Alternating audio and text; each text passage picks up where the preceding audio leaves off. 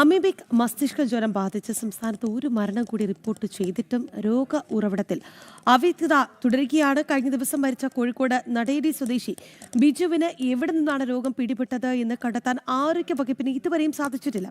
സംസ്ഥാനത്ത് ഈ വർഷം 42 അമീബിക് മസ്തിഷ്ക ജ്വര മരണങ്ങളാണ് റിപ്പോർട്ട് ചെയ്തത്.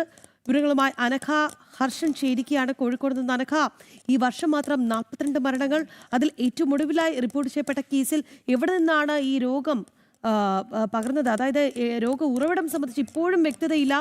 എത്രത്തോളം ആശങ്കാജനകമാണ്?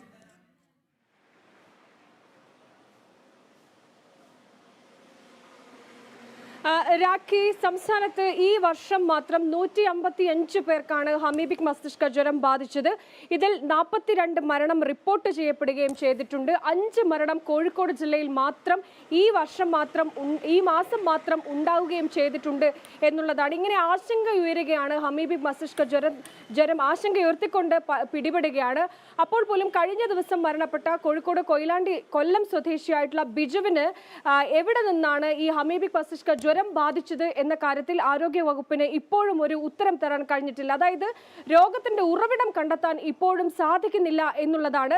ഇദ്ദേഹം വീട്ടിലെ കിണറുകളും പരിസര പ്രദേശങ്ങളിലെ വെള്ളവും എല്ലാം തന്നെ ആരോഗ്യ പ്രവർത്തകരെത്തി അത് പരിശോധനയ്ക്ക് എടുക്കുകയും ചെയ്തിട്ടുണ്ടായിരുന്നു. എന്നാൽ ഈ ഭാഗത്തൊന്നും തന്നെ അമീബിക് മസ്തിഷ്ക ജ്വരത്തിന്റെ സാന്നിധ്യം കണ്ടെത്താൻ സാധിച്ചിട്ടില്ല. ഇതാണ് വലിയ ആശങ്ക ഉയർത്തുന്നത്. അങ്ങനെയെങ്കിൽ പുറത്തു പോയിട്ടില്ല, ജലാശയങ്ങളിൽ കുളിച്ചിട്ടില്ല എന്നാണ് ഈ മരണപ്പെട്ട ഈ ബിജു ഈ ആരോഗ്യ പ്രവർത്തകരോട് പറഞ്ഞത്.